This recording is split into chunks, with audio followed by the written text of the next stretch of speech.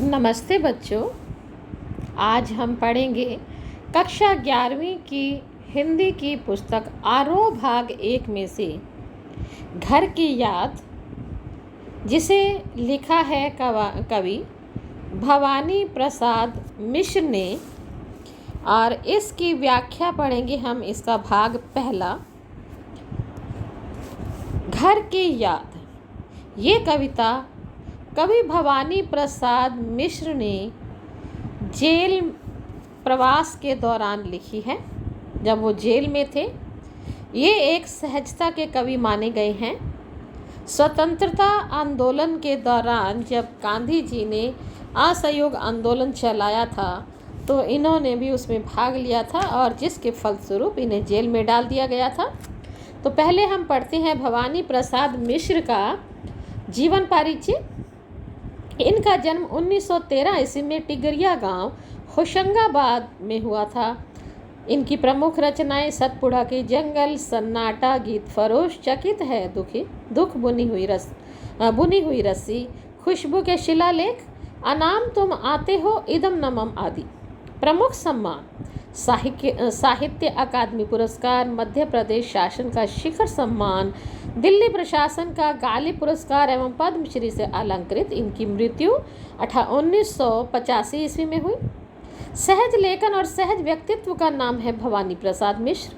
कविता और साहित्य के साथ साथ राष्ट्रीय आंदोलन में जिन कवियों की सक्रिय भागीदारी थी, उनमें ये प्रमुख हैं। गांधीवाद पर आस्था रखने वाले मिश्र जी ने गांधी वाङ्मय के हिंदी खंडों का संपादन कर कविता और गांधी जी के बीच सेतु का काम किया था, एक पुल का काम किया था। भवानी प्रसाद मिश्र की कविता हिंदी की सहज लय की कविता है। इस सहजता का संबंध गांधी के चरखे की लय से भी जुड़ता है, इसलिए इन्हें कविता का गांधी भी कहा गया है। मिश्र जी की कविताओं में बोलचाल के गद्यात्मक से लगते वाक्य विन्यास को ही कविता में बदल देने की अद्भुत क्षमता है। इसी कारण उनकी इन कविताओं को सहज कविता के नाम से भी कहा गया है। गांधी जी के असहयोग आंदोलन के दौरान भवानी प्रसाद मिश्र ने भी उसमें भाग लिया था और इन्हें एक क्रांतिकारी समझकर स्वतंत्रता आंदोलन के दौरान जेल में डाल दिया गया था। इनकी कविता सहज और लोक के अधिक करीब है। भवानी प्रसाद मिश्र जिस किसी भी विषय को उठाते हैं उसे घरेलू बना देते हैं। आंगन का पौधा, शाम और दूर दिखती पहाड़ की नीली चोटी भी जैसे परिवार का एक अंग हो जाती है। वृद्धावस्था और मृत्यु के प्रति भी एक आत्मीय स्वर मिलता है। उन्होंने प्रौढ़ प्रेम की कविताएं भी लिखी हैं, जिनमें उदाम श्रृंगारिता की बजाय सहजीवन के सुख दुख और प्रेम की व्यंजना है। नई कविता के दौरान कवियों में मिश्र जी के यहाँ व्यंग्य क्षोभ भरपूर है, किंतु वह प्रतिक्रियापरक न होकर सृजनात्मक है। गांधीवाद पर आस्था रखने के कारण उन्होंने अहिंसा और सहनशीलता को रचनात्मक अभिव्यक्ति दी है। इस कविता में घर के मर्म का उद्घाटन है। कवि को जेल प्रवास के दौरान घर से विस्थापन की पीड़ा सालती है। कवि को जब जेल में डाल दिया गया था तो उन्हें घर की बहुत याद आती है। कवि के स्मृति संसार में उसके परिजन एक एक करके शामिल हो जाते हैं। घर की अवधारणा की सार्थक और मार्मिक याद कविता की केंद्रीय संवेदना है। सावन के बादलों को देखकर कवि को घर की याद आती है। वह घर के सभी सदस्यों को याद करता है। उसे अपने भाइयों और बहनों की याद आती है। उसकी बहन भी मायके में आई होगी। कवि को अपनी अनपढ़ माँ पुत्र के दुख से व्याकुल किंतु पुत्र के प्रेम में व्याकुल भी दिखाई दी होगी। कवि को अपने पिता की याद आती है, जो बुढ़ापे से दूर है। वे दूर तक दौड़ सकते हैं, खिलखिलाते हैं, मौत या शेर से नहीं डरते। उनकी वाणी में जोश है। वे गीता का पाठ करके दंड लगाकर जब नीचे परिवार के पास आते हैं तो अपने 5वें बेटे को ना पाकर, यानी भवानी को ना पाकर रो पड़े होंगे। माँ ने समझाया होगा। कवि सावन से भी निवेदन करता है कि तुम बरसो, किंतु मेरे माता पिता को मेरे लिए दुखी मत होने देना। उन्हें मेरा संदेश देना कि मैं जेल में खुश हूँ, मुझे खाने पीने की कोई दिक्कत नहीं है, मैं स्वस्थ हूँ। उन्हें मेरी सच्चाई मत बता देना कि मैं निराश, दुखी और असमंजस में हूँ। हे सावन, तुम मेरा संदेश देकर उन्हें धैर्य बंधाना। इस प्रकार कवि ने घर की अवधारणा का चित्र प्रस्तुत किया है। तो अब चलते हैं कविता की ओर। कविता है, आज पानी गिर रहा है, बहुत पानी गिर रहा है, रात भर गिरता रहा है, प्राण मन घिरता रहा है। बहुत पानी गिर रहा है, घर नज़र में तिर रहा है, घर के मुझसे दूर है जो, घर खुशी का पूर है जो। तो इसमें पहले हम मुश्किल शब्दों के अर्थ देख लेते हैं। गिर रहा यानी कि बरसता है, प्राण मन घिरना, प्राण और मन में छा जाना, तिरना यानी कि तैरना, नज़र, नज़र मीन्स होता है निगाह, खुशी का पूर यानी खुशी का भंडार, खुशी का पूर, खुशी का भंडार, खुशी से भरा हुआ। देखिए किस तरह से ये बारिश हो रही है और कभी ऐसे समय में जेल में बंद है, सावन का महीना है, कभी जेल में बंद है, तब उसे इस बारिश के महीने में अपने घर की याद आती है, कैद में बैठे बैठे अपने घर की याद आती है, तो वो बादलों को संबोधित करता हुआ कहता है। कवि कहता है कि आज बहुत तेज बारिश हो रही है, रात भर वर्षा होती रही है, ऐसे में उसके मन और प्राण घर की याद से घिर गए। बरसते हुए पानी के बीच रात भर कवि की नज़रों में अपना ही घर घूमता रहा है। उसका घर बहुत दूर है, क्योंकि जेल में बैठा है कवि, उसका घर जेल से बहुत दूर है, परंतु वह घर जो है खुशियों का भंडार है। कवि का घर जो है वो खुशियों का भंडार है। खुशियों का भंडार क्यों है? आगे कवि बताता है, घर के घर में 4 भाई, मायके में बहन आई, बहन आई बाप के घर, हाय रे परिताप के घर। घर के घर में सब जुड़े हैं, इतने कि सब के इतने कब जुड़े हैं, 4 भाई 4 बहनें, भुजा भाई प्यार बहनें। इन पंक्तियों में कवि कहता है कि देखो, ये कवि के 4 भाई थे और 4 बहनें थी और एक कवि थे, यानी कि 9 बहन भाई थे, घर भरा पूरा परिवार था। तो जब उसकी बहन मायके में आती है, बाकी सबको घर में देखती है, लेकिन अपने एक भाई को जब पता चलता है कि वो जेल में है तो वो बहुत दुखी होती है। उसके घर में 4 भाई हैं, बहन मायके में यानी पिता के घर आई है, क्योंकि उस समय सावन में राखी का मौसम भी आता है, तो राखी बांधने के लिए आई है। यहाँ आकर उसे दुख मिलता है, उसे परिताप मिलता है। परिताप में होता है कष्ट, क्योंकि उसका एक भाई जेल में बंद है। आज घर में सभी एकत्र होंगे, सभी इकट्ठे होंगे, क्योंकि बहन राखी बांधने के लिए आई है। वे सब उसके 4 भाई 4 बहनें तो आपस में जुड़े हुए हैं। चारों भाई किसके समान है? भुजाओं के समान है, तथा बहनें प्यार के समान है। भाई भुजा के समान कर्मशील और बलिष्ठ हैं, तथा बहनें स्नेह का भंडार है। बहनों को स्नेह का रूप दिया गया है और भाइयों को बलिष्ठ कर्मशील बताया गया है। इन पंक्तियों का शिल्प सौंदर्य है, सावन के महीने का स्वाभाविक वर्णन है, घर के याद आने के कारण स्वाभाविक अलंकार है, पानी गिर रहा है में यमक अलंकार तथा आवृत्ति होने से अनुप्रास अलंकार है, घर नज़र में तिर रहा है, चाक्षुक बिंब है, खड़ी बोले में सहज अभिव्यक्ति है, प्रश्न शैली का सुंदर प्रयोग है, भुजा भाई में उपमा व अनुप्रास अलंकार है, संयुक्त परिवार का आदर्श उदाहरण है। इसके बाद अगली पंक्तियां हैं, और माँ बिन पढ़ी मेरी, दुख में वह गढ़ी मेरी, माँ के जिसकी गोद में सिर रख लिया तो दुख नहीं फिर, माँ के जिसको स्नेह धारा का यहाँ भी तक भी पसारा, उसे लिखना नहीं आता जो कि उसका पत्र पाता।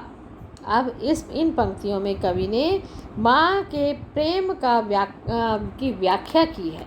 क्योंकि सावन का महीना है, घर की याद आ रही है, पहले बहन भाइयों की याद आई, अब माँ की याद आ रही है। तो इन पंक्तियों के माध्यम से जब जेल में रहकर अपनी माँ को याद करता है तो उसकी पीड़ा लगातार बारिश होने से इन पंक्तियों में अपनी जेल के प्रवास के दौरान अपनी पीड़ा को व्यक्त करता है। सावन की बरसात में कवि को घर के सभी सदस्यों की याद आती है, तब उसे अपनी माँ की याद भी आती है। उसकी माँ अनपढ़ है, उसने बहुत कष्टों को सहन किया है, वह दुखों से ही रची हुई है। माँ बहुत स्नेहमयी है, उसकी गोद में सिर रखने के बाद कोई दुख शेष ही नहीं रह जाता, अर्थात दुख का अनुभव ही नहीं होता। और होता भी ऐसा है, माँ हमेशा ही प्रिय होती है, माँ की गोद में सिर रखने से हमेशा दुख दूर हो जाते हैं। माँ का स्नेह इतना व्यापक है कि जेल में भी कवि उसको अनुभव कर रहा है। वह लिखना भी नहीं जानती, इस कारण उसका पत्र भी नहीं आ सकता, यानी कि माँ लिखना नहीं जानती, इसलिए वो पत्र तो लिख नहीं सकती, लेकिन उसकी जो प्रेम रूपी भावनाएं हैं बिना पत्र के भी कवि के पास पहुंचती रहती हैं। आगे है, पिताजी जिनको बुढ़ापा एक क्षण भी नहीं व्यापा, जो अभी भी दौड़ जाएं, जो अभी भी खिलखिलाएं, मौत के आगे ना हिचकें, शेर के आगे ना विचकें, बोल में बादल गरजता, काम में झंझा लरजता। स्नेह मीन्स होता है प्रेम, पसारा फैला हुआ, खिलखिलाए यानी कि खुलकर हंसना, व्यापा मीन्स होता है फैला हुआ, हिचके मीन्स होता है संकोच ना करना, बिचके यानी कि डरते नहीं, बोल मीन्स होता है आवाज़, झंझा मीन्स होता है तूफान, लरजता मीन्स होता है कांपता। इसमें पिता के बारे में बताया गया है। कवि अपने पिता के बारे में बताता है कि वे अभी भी बहुत चुस्त हैं, यानी कि इतनी उम्र हो गई है अभी भी चुस्त हैं। बुढ़ापा उन्हें एक क्षण के लिए भी आगोश में नहीं ले पाया है। कहने का अभिप्राय कि अभी तक बुढ़ापा उन पर नहीं आया है। वे आज भी जवान व्यक्तियों की तरह दौड़ सकते हैं और युवाओं की तरह खूब खिलखिलाकर हंस सकते हैं। वे इतने साहसी हैं कि वे मौत से भी नहीं डरते, मौत के सामने भी नहीं हिचकिचाते और ना ही शेर के आगे डरते हैं। उनकी वाणी में ओज है, ओज मीन्स उसमें तेज है, वीरता है, उसमें बादल के समान गर्जना है। वे काम करते हैं तो उनके सामने तूफान भी शर्मा जाता है, यानी कि इतना तेज़ी से काम करते हैं कि तूफान की तेज़ी भी उनके सामने कम पड़ जाती है। अर्थात वे बहुत तेज गति से काम करते हैं और जो लरजता होता है कांपना, उसके सामने तूफान भी कांपने लगता है। झंझा लरजता यानी कि तूफान भी शर्मा जाना या कांपने लगना। तो ये था पिता की विशेषताएं, और वे पिता हैं जो कवि को सबसे अधिक प्रेम करते हैं। उनके पिता सबसे अधिक प्रेम करते हैं, तो इसका शिल्प सौंदर्य है। इन पंक्तियों में माँ के स्वाभाविक स्नेह तथा पिता के साहस व जीवन शैली का स्वाभाविक और सुंदर वर्णन किया गया है। माँ की गोद में सिर रखने से चाक्षुष बिंब साकार हो उठा है। पिता के वर्णन में वीर रस का आनंद मिलता है। अभी भी की आवृत्ति में अनुप्रास अलंकार है। बोल में बादल गरजता, काम में झंझा लरजता, इसमें उपमा अलंकार का प्रयोग किया गया है। खड़ी बोली है, भाषा सहज व सरल है। आगे की पंक्तियों में पिता के बारे में ही बताया गया है कि आज गीता पाठ करके, दंड 260 करके, खूब मुगदर हिला लेकर, मूठ उनकी मिला लेकर, जब कि नीचे आए होंगे, नैन जल से छाए होंगे, हाय पानी गिर रहा है, घर नज़र में तिर रहा है। दंड यानी कि व्यायाम करने का एक तरीका, सिट स्टैंड होते हैं जिसे। मुगदर व्यायाम करने वाला एक उपकरण होता है जिसे मोला भी कहा जाता है, जैसे हनुमान अपने हाथ में एक मोला रखते थे। मूठ उसके उस मोले को पकड़ने का स्थान होता है। नैन नयन आँखें, तिरना क्षण, पल भर में, व्यापा मीन्स होता है फैला। जैसे कवि जेल के प्रवास के दौरान ये कविता उन्होंने लिखी है। जेल में जब वो थे तो बारिश अत्यधिक आ रही थी, तो इस दौरान उसे माता पिता की, उसे अपने भाई बहनों की याद आती है। पिता के बारे में आगे वो बताता है कि आज उसके पिता गीता का पाठ करके और 260 दंड बैठक लगाकर यानी व्यायाम करके मुग्दर को दोनों हाथों से हिला हिलाकर और उनकी मूठ को मिलाकर यानी कि व्यायाम करके जब उनका व्यायाम पूरा हो गया होगा तो वो नीचे आए होंगे। यानी कि उन्होंने जो गीता का पाठ किया, दंड बैठक लगाए, जो मुग्दर से जो व्यायाम किया है, तो उसको हिलाकर जब वे नीचे, ये सारा काम उन्होंने कहाँ पर किया था, ये सारा काम उन्होंने ऊपर किया होगा। और जब वे नीचे आए होंगे तो उनकी आंखों में पानी आ गया होगा, यानी कि आंसू आ गए होंगे। क्यों आंसू आ गए होंगे? कवि को याद करके उनकी आंखें नम हो गई होंगी, गीली हो गई होंगी। कवि को घर की याद सताती है। घर में 4 भाई व 4 बहनें हैं जो कि सुरक्षा व प्यार में बंधे हुए हैं। उन्हें खेलते या खड़े होते देखकर पिताजी को 5वें की याद आई होगी। तो पिताजी को जब 5वें की याद आई होगी तो वो रोने लगे होंगे। इन पंक्तियों में माँ के स्वाभाविक स्नेह तथा पिता के साहस और जीवन शैली का सुंदर वर्णन किया गया है, स्वाभाविक वर्णन किया गया है।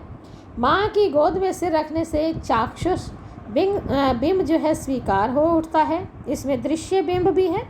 पिता के संस्कारी रूप, स्वस्थ शरीर और भावुकता का वर्णन किया गया है। संयुक्त परिवार का आदर्श रूप प्रस्तुत किया गया है। भुजा भाई में उपमा व अनुप्रास अलंकार है। शांत रस का प्रयोग किया गया है। अभी भी में वीर रस में अभी भी की आवृत्ति के कारण अनुप्रास अलंकार है। बोल में बादल गरजता, काम में झंझा लर्जता, इसमें उपमा अलंकार है। खड़ी बोली और प्रभावपूर्ण अभिव्यक्ति है।